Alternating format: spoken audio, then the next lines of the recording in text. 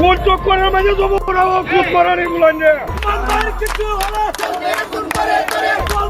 সুমন ভাইয়ের কিছু হইতে আমরা দিব না না না না।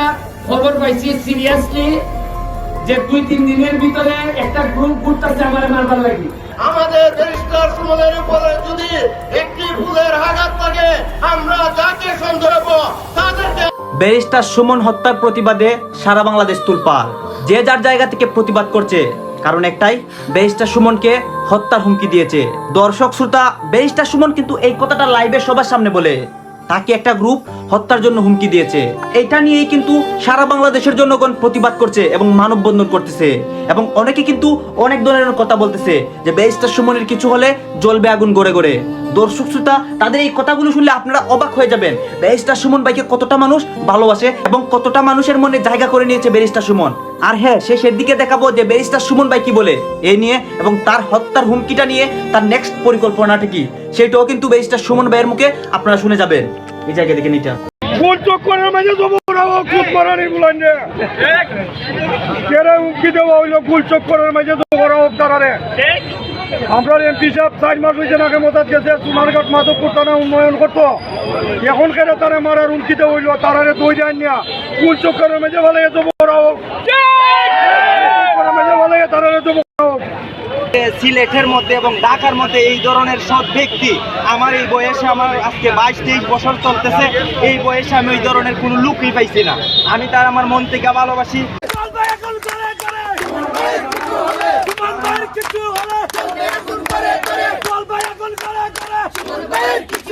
পারলে আমরা গায়ের রক্ত দিব, সুমন ভাইয়ের কিছু হইতে আমরা দিব না না না। যেমন মারভূত হয়ে থাকো সরাসরি আসো আইয়া বলো আমরা সাইদুল সুমনকে আমরা মারবো এবং আমরা হত্যা করবো। আমরা প্রশাসনের লোক লাগবে না, আমরাই তোমাদেরকে পিটিয়ে হত্যা করে দেবো।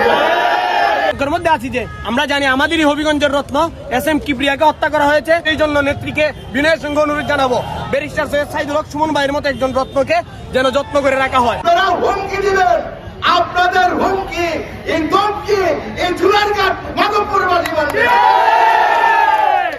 আমি অনতিবিলম্বে সংসদ চলছে, স্পিকার মহোদয়, স্বরাষ্ট্রমন্ত্রী, তাড়াতাড়ি আপনারা এই সাধারণ জনগণকে শান্ত করুন। একটা কথা বলতে চাই, যারা আপনারা হুমকি দামকি দিতেছেন এখন থেকে সাবধান হয়ে যান। আর নইলে আমাদের ব্যারিস্টার সুমনের উপরে যদি একটি ভুলের আঘাত থাকে আমরা যাকে সন্দেহ তাদেরকে আমরা পাথর দিয়ে বলে দিতেছি, আমরা যাকে সন্দেহ হবে তাদের বাড়িঘর পুড়িয়ে দিব। আপনারা সাবধান হয়ে যান। আমরা সারা বাংলাদেশের আলোড়ন সৃষ্টিকারী এবং আমাদের মানবতার ফেরিওয়ালা সাইদুল হক সুমনকে কেউ থামিয়ে রাখতে পারবে না। আমরা সুন্দরবাসী, আমরা এতদিন অন্ধকারে ছিলাম, এখন আরো আলোর পথে আমরা এগিয়ে এসেছি। আপনারা জানেন আমাদের সাইদুল হক সুমন MP যখন হয়ে সংসদে গেছেন তখন থেকে আমাদের সুন্দরঘাট মাধবপুর জনগণ আমাদের উন্নয়নের গণজোয়ার চলছে। আমাদের রাস্তাঘাট বিভিন্ন কাজকর্ম এবং বিভিন্ন উন্নয়নের কাজ করছে।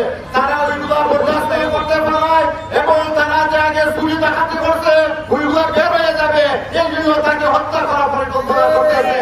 আমি আরেকটি কথা বলতে চাই, আমাদের সুন্দরঘাট প্রশাসনকে আপনারা সবার আগে জানেন এই হত্যাকারী কে ষড়যন্ত্র করছে। আপনারা যদি 24 ঘন্টার ভিতরে এর হত্যাকারীর যদি বের না করেন আমরা রাস্তাঘাট বন্ধ করে দিব।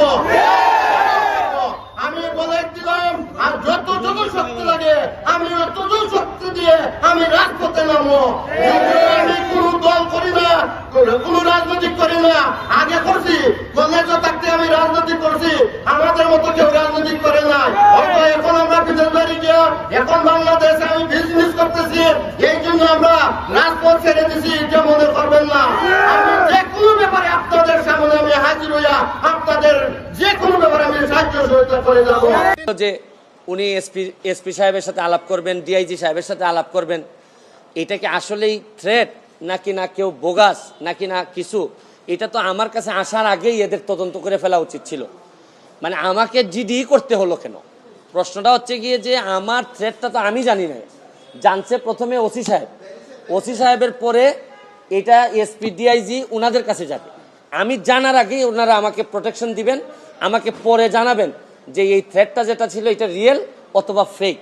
ওনারা আমাকে বলছেন, ওসি সাহেবের যতটুকু ব্রেইনে ধরছে উনি ধরছেন, আমাকে বলছেন, আমাকে জিডি করতে হয়েছে। আর আমার নিরাপত্তা তো এখন আমার নিজেরই দিতে হইতেছে। এখন রাষ্ট্রযন্ত্র, আমি এইটা বুঝলাম না যে এই রাষ্ট্রযন্ত্র আসলে কি আদৌ আমার বাঁচায় রাখতে চায় কিনা। কারণ হচ্ছে কি আমি যাকে জিডি করতেছি পুলিশ ডিপার্টমেন্ট, সেই তো আগে জানছে আমার আগে, সেই তো আমার বলার দরকার ছিল যে সে ব্যক্তি আইডেন্টিফাই করা নাই। পুলিশ মারফত কখনো শুনলাম যে ওনারা নাকি ট্রেকিং করে, কখনো বলছেন যে পাহাড়তলি চট্টগ্রামের, তারপরে কখনো বলতেছেন তার বাড়ি এই বড়লেখা বা সিলেটের কোন জায়গায় যেন। তা আমার বিষয়টা হচ্ছে গিয়ে যে দেখেন, এই দেশে বঙ্গবন্ধু মারা গেছেন, তার পরিবার সবাই মারা গেছে, আমার হবিগঞ্জের শাহ এম এস কিবরিয়া সাহেব মারা গেছেন, আমরা তো কোনো প্রোটেকশনই দিতে পারি নাই।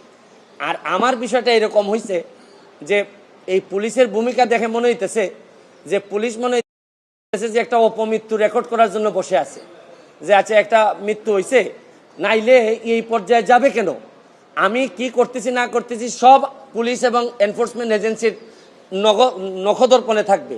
কারণ এরা খবর নেয় না বলেই লোকগুলা মরে, আর এরা খবর নেয় না বলেই বেনজিররা এত ধনী হয়, এরা খবর নেয় না বলেই মতিউররা এত টাকার মালিক হয়।